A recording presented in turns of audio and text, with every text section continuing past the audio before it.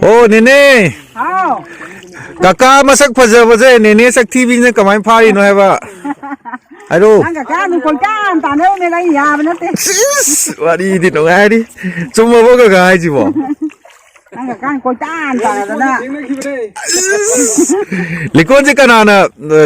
กันหัวนัททุ่มอีราบเนเน่นัททุ่มอีราบกากาลิคนมารู้นะพมินน่าเจนะบ้านผมไม่มีสติไหนวะเนี่ยที่หนุ่มสิ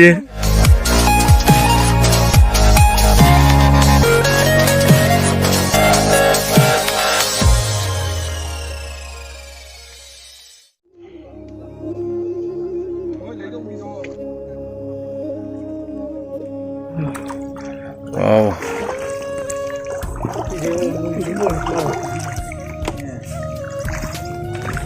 这是蒙古的。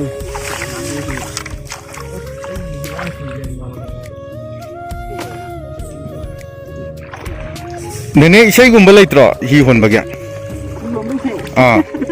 พากีนเตียงไงจีไลตีอ่ะอดีใช่กุมบะสักคนไหนดันไลตีปะใช่ที่พาบรเนเน่เดียอามาคิดว่าสโลว์กันตัวกันเนี่ยอีกอะไรรับอ่ะเดี๋ยวเลยฮะอายุวันที่วันนี้เนี่ยนานกี่ติ๊กต็อกकी video ले तो कहूँगा वीडियो काफी है जो ताऊ तो अदुदी तल्ले भागी गुम्बदी है इत्रोने ने भागी गुम्बजो खुद तो कोई है कि अस काकाजी ना वो माय नुपीजी तो दिल ले ना उन सही ना कलक तो ना तुम देखेใช่พระเจ้าบอกว่าก็จะละดียามนุ่งสีดมันวันสิ่งยำจ่อว่ามาทำอะไรกันนะอะดูสิ่งก็ไม่ต้องเกี่ยวกับเจ้าสิ่งจ่อเนี่ยผมจะต่อขลักเนี่ยอ๋อผมจะต่อขลักตัวเนี่ยบุกอะดูแต่ที่ตินกางเกี่ยมกับขลักปะเนี่ยอะดูเนี่ยสิ่งเดียวเลยบุจะต้องมาทำปุ่นมักแต่สิ่งเดียวเลยบุนะทรออ๋ออะดูเกี่ยอากีบลินกุมบะตินกางเกี่ยเทงนะบะเลยกี่ลินบุตรไม่อันเดียวกันนี่บุกลินภาษาอังกฤษเขาจะเขาทุ่งขันโอ้ลินจังก์ตันบะโอ้แล้วคุณเนี่ยวิเคราะห์ลินแล้วเบอร์อินจังก์แก่บะโอ้อูดิอูบะโอ้ที่ทั้งเดียวป้าอูดิโกมาป้านกุมบะเดี๋ยวสมมติคุมบ้านกุมบะ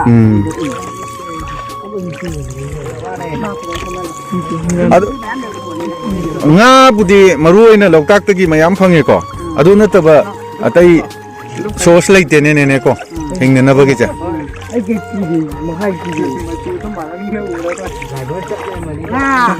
งาปลาเป็นไรไม่ทันอ่ะเนี่ยสิ่งยำจะเอามาทำได้ก็ยาวเสร็จแล้วดีก็ไม่ต้องเนี่ยพวกนั้นจานนึงคุยเลยไม่ได้ดีกว่าผู้ดูที่ประเทศอะไรกันดีใกล้เก่าดีคุยสักปีแต่นี่มันดึงทำอยู่เลยฮะบ่นุ่งดังเด็กก็กว่าจานิงอ่ะที่นี่หิวแล้วมึงทรกแต่เนี่ยนุ่งดังไอ้บัวมีหัวไม่ดีกว่าที่นั่นมั่วลำกล้วยหลักนี่สิบ่อะไรสินู่นน่ะตำตาทาจะได้ไหลตำตาทาที่ไอ้ตำตาให้ตาเลยก็เฮ้ยหลักคนเนี้ยมวยปลาข้างมาสร้างได้ไหลหรือค่อยใช้ทำบรรจุไปถึงใต้นั่นน่ะเฮ้ยรถมาคนดูอันนั้นมวยหายเลยเนี่ยทำบรรจุมาก็ทำบรรจุแค่แกมจะถือลูกพี่ให้ช่างเด็กก็สิ่งตัวน่ะโอ้ลูกพี่ให้ดังด้วยเฮ้ยอะไรคนอ่ะสิตัวเนี่ยมัวเห็นทำบรรจุว่าอะไรพวกการเลยดีไอ้คนไอ้จุ่มหนึ่งคนมัวมาหกตัวเนี่ยเราขึ้นเดี๋ยวเราได้นะเฮ้ยอันนี้คนเนี่ยดูดิตัวเลยคนเราพูดกันไม่ได้เลยเฮ้ยให้นะฮะมัวคนมัวไก่มันนุ่มชุ่มเลยเลยเฮ้ยอันนี้คนดูกันให้มันอะไรกันมันนี่ได้ก็ให้อันนี้เนี่ยก็งาที่นั่นแต่ว่าเราตักตะกี้สาวอย่าแบบจินจักที่กี่ฟังเดียงานนะบ่งานแต่เนี่ยเราจะพักผ่อนที่ไหนทั้งนี้จารางจิมจูบัวราซาเร่อันนี้ชิ้นคุณดูเลยเลยอันนี้ดูเลยเลยคนเร่เลยกี่เฮ้ยขโมยทราบแบบนี้แม่เลยเลยป่ะอะไรน่าไว้เนี่ยไอ้นั่นเนี่ยอ่างวันนี้ไงให้ตาเด็กก็สการ์ชันจะพูดมาตั้งแต่ให้ก็อามาสากีบ่มาจิ้นยำลูกมุดงอะดูดูหุ่นจิกที่เล็กทำมาเลยอะดูป้าเลยบุจิกป่ะ ปลาเลี้ยดูมาทำที่รวยแล้วปลาล้านนี่ขนาดแล้วก็ อันนู้นจริงมาตั้งแต่โอ้โจบังอ่ะตัวนี้ใช่ป่ะโยเลยป่ะ เอาที่ว่าโมเดลให้กับเนี่ยป่ะ อันนู้นให้ก็ตัวสิเดกินเนี่ยตัวผู้ช่วยตัว โมเดลให้กับตัวสิได้บุตรเองบุกพ่อ โอ้ อันนี้โมเดลให้กับเนี่ยแต่เป็นนั่งอย่างแม่มาที่แม่ปานมาให้ดู โอ้ อันนี้ค่อยมาขนมที่ไม่ใช่เป็นยังไงป่ะ โอ้ โมเดลเหมือนเดิมป่ะ เย่เขาดิก็ อามาให้จะจานอะไรบ้างอันนี้เราบันทึกนะ โอ้ย จากตัวอย่างแล้วจานอะไรมาดู โอ้ย อันนี้ให้กับตัวเนี่ยมาที่แม่ลงมาให้ดู โอ้ย อันนี้ที่มันทำขัดจังหวะเลยแม่ได้ฟัง โอ้ย 신데 근데 อืม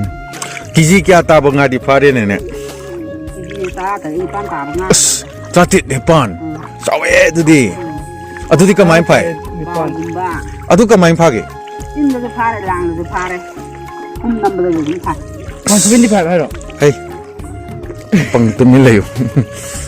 ตราติดตราปานให้ดี18 19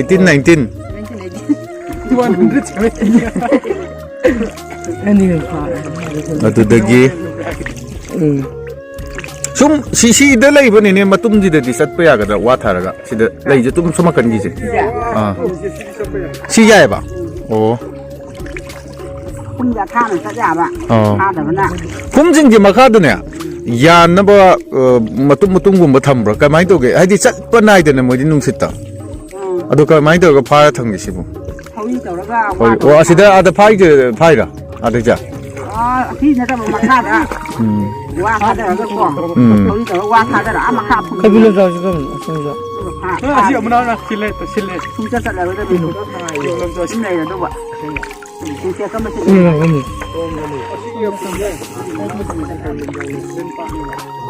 โอ้เนเน่ อ้าว กากามาสักพะเจาเจเนเน่สักทีวิ่งก็ไม่พายหน่อยป่ะไอ้ลูก นั่งกับก้ามีคนก้าตาเนื้อในไรยามันนั่นเอง ว่าดีดิน้องไอ้ดิจมมาบอกก็ไอ้จิบ่ นั่งกับก้าคนก้าตาแล้วนะ Likon je kana na kainu na thoma iraba ne na thomu iraba kakada likon maruna phaminna chena บ้านผมไม่มี asti na iwane tinung si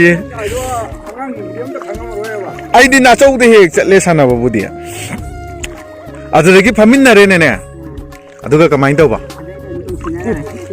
sa de nuk sin daน้ำมันก็จะอาจริงอ่ะ oh okay ba ร่วมตาบะ ki hom cha ba kainu kang matam dra กวนขามันมาตั้งโตดูดูแล้วงูงาดำได้ให้ยาไปสักหน่อยนี่ไงเนาะอาจริงเลย sis kaka chamina re sis ngai wari ji ya nung si wa ne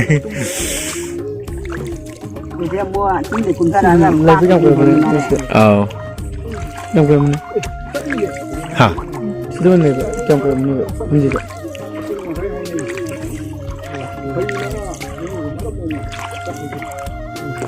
여기 들어가요 그럼요 ni lamani 실례가 ne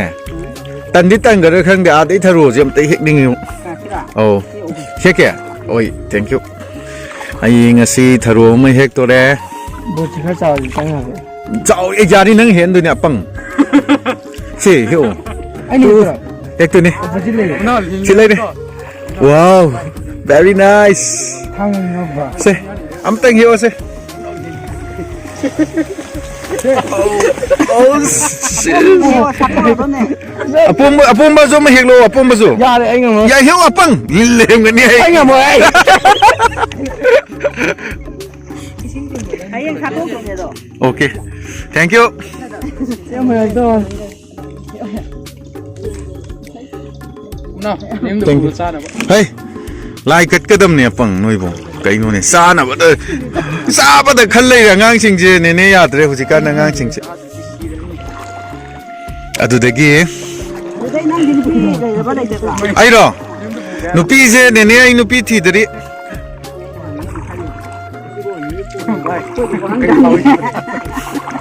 ai na video ka pi ne ne ngon de di hang bi ra ko nu ne ne doi na hang je ge ado yam nu ngai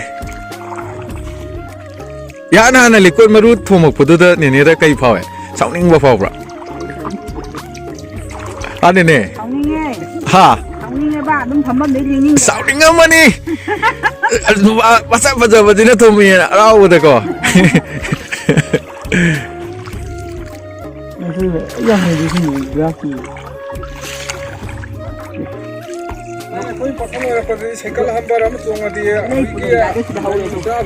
oh kai bano lấy phụ lấy cái oh si lok lay puling atra sene ada hau ni oh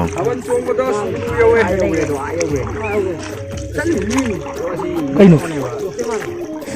Cây linh nổ.你听看你这辈子五张鬼这你知道吧？ sali nene 我这辈子都厉害了，来了没有？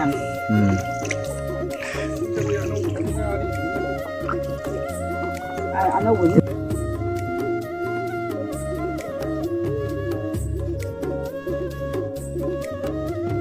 ai kuiram ni sima famde satke na khanba angang singina hadak chatche ha bi jidai jo matang sari na law isingje asa thak tre ne kabain do we thumbra ne hao ma dum dei oh phakti ko da phakti ko kun khai aina hangoi je kaino khangba nambu torian gi ising sida tai khan madu da ne amot podo natra ne ai akhoi nambu torian kan na bugi akhoi mamang da chelim ne na ko akhoi ju kan na tawe sep nambu la na ko